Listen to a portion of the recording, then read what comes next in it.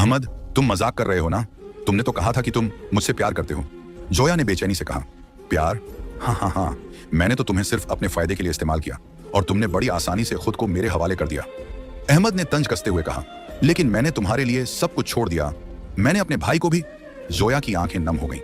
और इसीलिए तो मैं तुम्हें नहीं अपना सकता। जो लड़की अपने सगे भाई को मार सकती है वह किसी और की भी नहीं हो सकती। अहमद ने हिकारत से कहा। यह बात जोया के दिल में चाकू की तरह चुभ गई। अहमद, तुमने मेरे साथ धोखा किया। जोया, धोखा तुमने पहले दिया था, अपने भाई को। मैं तो बस तुम्हारी सच्चाई जानता था और मैंने तुम्हें इस्तेमाल कर लिया। जोया की आंखों में गुस्से और बेबसी के आंसू थे। नहीं, मैं तुम्हें मार डालूंगी, उसने चिल्लाकर अहमद का गिरेबान पकड़ा। लेकिन अहमद ने जोया के हाथ झटक दिए और कहा, अब भागो यहां से, मेरे पास तुम्हारे लिए कुछ नहीं बचा। जोया जमीन पर बैठ गई। उसकी आंखों के सामने उसका पूरा अतीत घूमने लगा। मैंने यह सब क्यों किया? मैंने अली को क्यों मारा? मैंने अपनी खुशियों का खुद ही गला घोंट दिया। दूसरी तरफ गांव में अली के घर से बदबू फैलने लगी थी। मोहल्ले वालों ने पुलिस को खबर दी। जब पुलिस ने घर की तलाशी ली तो जल्द ही उन्हें अली की लाश मिल गई। गांव में हड़कंप मच गया। सब हैरान थे कि ऐसा क्या हुआ। जांच हुई और सबने यही कहा कि जोया आखिरी बार अली से मिलने आई थी। पुलिस ने शहर जाकर जोया को गिरफ्तार कर लिया। वह रोती रही, चिल्लाती रही, लेकिन उसकी पुकार सुनने वाला कोई नहीं था। अदालत में जब मुकदमा चला तो जोया की सच्चाई सबके सामने आ गई। जोया ने अपने सगे भाई को लालच में आकर मार दिया और फिर धोखा खाकर सब कुछ गंवा दिया। अदालत ने जोया को आजीवन कारावास की सजा सुना दी। जोया जेल में कैदियों के बीच रहने लगी। लेकिन अब वह एक आम अपराधी नहीं थी, वह खुद को खो चुकी थी। हर रात वह चीखती, खुद से बातें करती। उसे हर जगह अली का चेहरा नजर आता। भाई, भाई, मुझे माफ कर दो, मुझे छोड़ दो, प्लीज वापस आ जाओ। कैदी भी उसे पागल कहने लगे। कुछ समय बाद जोया की हालत बिगड़ गई और उसे पागल खाने भेज दिया गया। अब वह वहां दिन रात खुद से बातें करती, अली को बुलाती, लेकिन कोई जवाब नहीं आता। जोया का न कोई घर था, न इज्जत, न कोई अपना।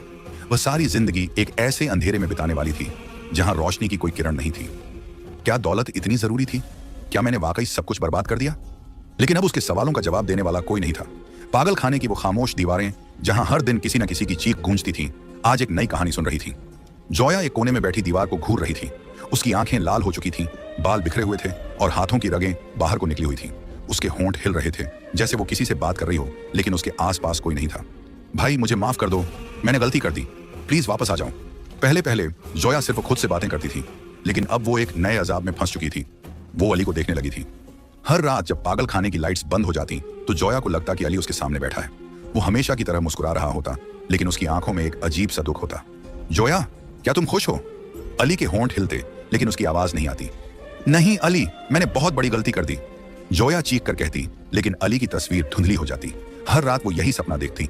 हर रात वो अली से माफी मांगने की कोशिश करती, लेकिन कोई जवाब नहीं मिलता। पागल खाने में जोया के दिन एक जैसे थे।